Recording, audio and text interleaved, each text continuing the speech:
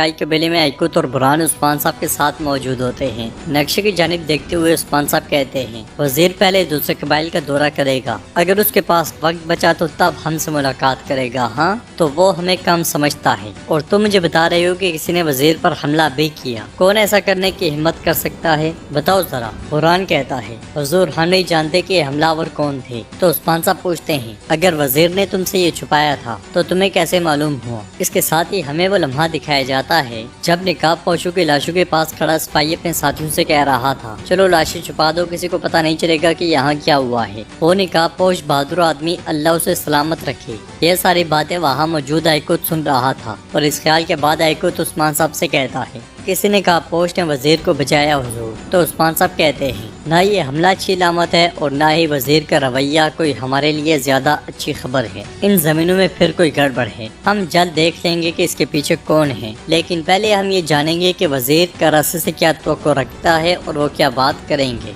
बाहर गाजी भागते हुए कहता है, सरदार आ रहे हैं, सरदार आ रहे हैं। उसके पीछे पीछे बयान अपनी बेगम हजार खातून और बेटे सरोजा के साथ कबीले में दाखिल होता है और कबीले की जानिब देखते हुए कहता है, मुझे लगता है कि उस्मान साहब ने खजाने के दरवाजे खोल लिए हैं। तो हजार खातून खुश होते हुए कहती है, मेरे ख्याल में आपने उस्मान साहब को मुंतखब करके बेहतरीन इंतखाब किया है। ये जाहिर है कि वो सही हैं। लोग पुरजोश अंदाज में उन्हें खुशामदीद कहते हैं और हजार अपने बेटे सरोजा से कहती है, मेरी तरफ देखो, उस लड़की का दिल जीतने के लिए कुछ भी करो। तो सरोजा कहता है, माँ बस बहुत हो गया। पीछे पीछे बेगम खातून यूसुफ के साथ कबीले में दाखिल होती है। लोग उन्हें भी पुरजोश अंदाज में खुशामदीद कहते हैं। सरदारी खेमे के बाहर सिपाही और खवातीन उन्हें खुशामदीद कहने के लिए खड़े होते हैं। बयान बे के करीब पहुंचने पर जेरकुतई उन्हें खुशामदीद कहता है। अलबाई भी एक जानिब छुप कर ये सारा मंजर देख रहा होता है। घोड़े से उतरने के बाद बयान आगे बढ़ जाता है। जेरकुतई बेगम खातून के भी पहुंचने पर उन्हें खुशामदीद कहता है। घोड़े से उतरने के बाद बेगम खातून आगे बढ़ती है तो फातिमा उनके सामने आ जाती है,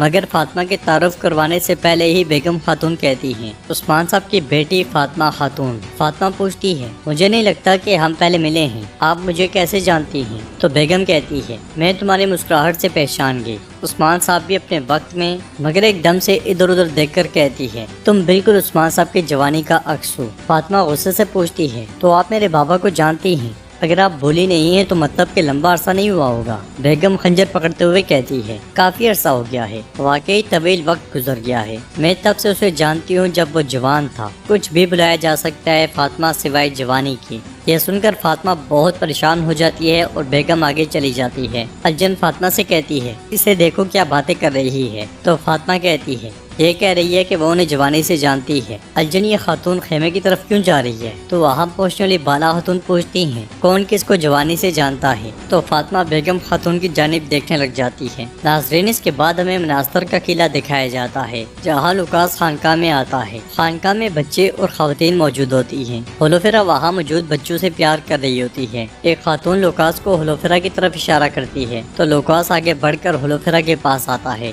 होलोफेरा खड़े होकर कहती है, कमांडर लुकास खुशामदीद। तो लुकास कहता है, मैं जानता था कि मैं तुम्हें यहाँ ढूंढ लूंगा। हर कोई जानता है कि कोई भी खुदा के घर को तब तक नहीं छोड़ता जब तक कि वो चीज हासिल ना कर ले जिसकी वो तलाश में होता है। होलोफेरा कहती है, मैं समझी नहीं, आप मुझे क्यों ढूंढ रहे थे? जवाब में लुकास कहता है, इंसाफ के लिए। कोई जहाँ भी हो आपको उसे जाकर ढूंढना पड़ता है। इस खित्ते का कमांडर होने के नाते मैं बेगुनाहों का कत्ल रोकने जा रहा हूँ और मैं तुम्हें लेने आया हूँ। तुम वो हो जो कईयों को जानती हो, बाज़ंतीनियों में सबसे ज्यादा। अगर तुम रजामंद हो तो मैं चाहता हूँ कि तुम मेरे साथ रहो। यह सुनकर होलोफेरा कहती है, मैं किसी भी सूरत में कईयों के साथ आपकी जंग में शामिल नहीं होना चाहती। लुकास कहता है, मुझे तुम्हारी जरूरत है ताकि तुम कईयों को मेरी नेक नियति साबित कर सको। जंग सिपाहियों के दरमियान रहनी चाहिए। बेगुनाहों की जंग में कोई जगह नहीं है। मैं जानता हूँ कि तुम तकलीफ में हो। अगर तुम मेरे साथ खड़ी होगी तो मैं तुम्हारा इंतकाम लेने में तुम्हारी मदद करूँगा। तुम्हारा चचा अभी तक सांसें ले रहा है। तुम खानका में रहकर अपने बाबा का इंतकाम नहीं ले सकती। चलो अपना सामान बांध लो, मैं किसी को तुम्हारे साथ भेजता हूँ। ये कहते साथ वो दूसरी खातून की तरफ इशारा करता है। इसी दौरान कमांडर लुकास के पास आकर उसे पुकारता है तो लुकास कमांडर के साथ आगे बढ़ जाता है, जबकि होलोफेरा उन्हें देखने लग जाती है। खुफिया मुकाम से सिपाही एक संदूक नीचे उतारता है। कमांडर लुकास उस संदूक को खोलता है। संदूक में मुसलमानों की मुकद्दस अमानतें पड़ी होती हैं। उन्हें उठाते हुए लुकास कहता है, यह वो मुकद्दस अमानतें हैं जिसके पीछे सब मुसलमान आएंगे। तुम सबको इन्हें लेने के लिए बहुत कुछ करना पड़ेगा। इसलिए मैं कमांडर उसके पास आता है। اور کہتا ہے افندی وزیر بچ گیا ہے۔ یہ سن کر لوکاس کو بہت غصہ آتا ہے اور وہ کہتا ہے انہوں نے تمہیں بچا کر بہت بڑی غلطی کر لی ہے، اب میں تمہیں ہتھیار کے طور پر استعمال کروں گا وزیر عمر، کاراسے اور عثمان کے خلاف ایک مضبوط ہتھیار کے طور پر۔ ناظرین اس کے بعد ہم دیکھتے ہیں کہ کائی قبیلے میں فاطمہ بالا خاتون سے پوچھتی ہے ماں یہ عورت کون ہے جو میرے بابا کو جوانی سے جانتی ہے؟ تو بالا خاتون کہتی ہے شاید یہ ان کی دور کی رشتہ دار ہے۔ اس پر فاطمہ کہتی ہے ہم جان جائیں گے کہ یہ کون ہے، لیکن ماں کیا یہ عورت بھی جرگے میں شریک ہوگی؟ تو الجن کہتی ہے خاتون جرگے میں کیا کرے گی، اس کا بھائی شرکت کر سکتا ہے۔ تو بالا خاتون کہتی ہے ابھی تھوڑا انتظار کرو، کیا پتہ یہ خود ہی اپنے ماضی کے بارے میں بتا دے۔ یہ سن کر فاطمہ کہتی ہے آئیے دیکھتے ہیں ماں کہ آپ کو دیکھ کر یہ کیا کہتی ہے۔ یہ سن کر بالا خاتون جیسے ہی بیگم خاتون کی جانب بڑھتی ہے تو ہزار خاتون بازو پھیلاتے ہوئے ان کے سامنے آ جاتی ہیں اور تعریفیں کرتے ہوئے کہتی ہیں بالا خاتون آپ چاند کی طرح روشن ہیں، میں بھیحان صاحب کی بیوی ہزار خاتون ہوں۔ یہ کہتے ساتھ ہی وہ زبردستی بالا خاتون سے لپٹ جاتی ہے اور خواتین سے کہتی ہے چلو تحائف لے کر آؤ، جبکہ خیمے کے باہر کھڑی بیگم خاتون دیوان میں چلی جاتی ہے۔ ہزار خاتون بالا خاتون کو تحفے تحائف دکھاتی ہے۔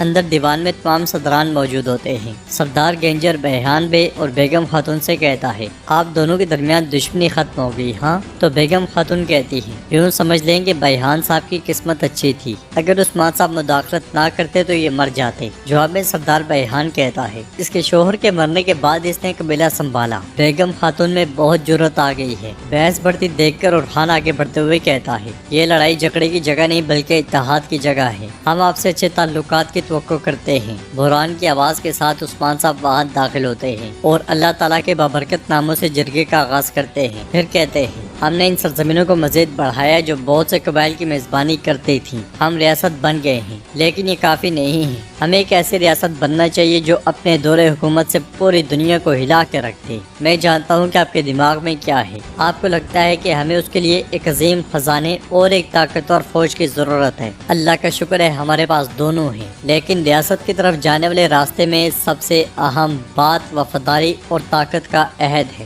سردار بھیحان کہتا ہے ظاہر ہے آپ ہم سے اس کی توقع کرتے ہیں عثمان صاحب۔ بیگم خاتون کہتی ہے عثمان صاحب نے ہم سے کیا وعدہ کیا ہے جو ہم بیعت کریں؟ تو عثمان صاحب کے اشارے پر سپاہی نقشہ لا کر عثمان صاحب کے سامنے رکھتے ہیں اور ساتھ ہی سب کھڑے ہو جاتے ہیں۔ تلوار کے وار سے عثمان صاحب نقشہ کھول دیتے ہیں اور اس کی جانب اشارہ کرتے ہوئے کہتے ہیں یہ نقشہ جو دکھا رہا ہے میں غزہ اور جنگ کے ساتھ ان تمام زمینوں اور مال غنیمت کا وعدہ کرتا ہوں۔ باہر بالا خاتون ہزار خاتون سے کہتی ہے تمام صدران اور خاتون خیمے میں ہیں، مجھے وہاں جانا ہے، آپ بس تھوڑی دیر انتظار کریں۔ بالا خاتون جیسے ہی آگے بڑھنے لگتی ہے تو ہزار کہتی ہے آپ خیمے میں جا سکتی ہیں، لیکن وہ کالی بیوہ مجھے یقین ہے کہ وہ وہاں اپنا زہر استعمال کرے گی اور تقریب کو برباد کر دے گی۔ بالا خاتون اس سے پوچھتی ہیں کیا آپ اسے جانتی ہیں؟ تو ہزار کہتی ہے کاش میں نہ جانتی ہوتی، اللہ کی لعنت ہو اس پہ، وہ کیلت شاہ کی پوسٹ پہ بیٹھی ہے۔ یہ سن کر فاطمہ کہتی ہے مجھے لگتا ہے کہ آپ بیگم خاتون کو زیادہ پسند نہیں کرتی۔ تو ہزار کہتی ہے میری بیٹی کوئی بھی اسے پسند نہیں کرتا، کوئی بھی،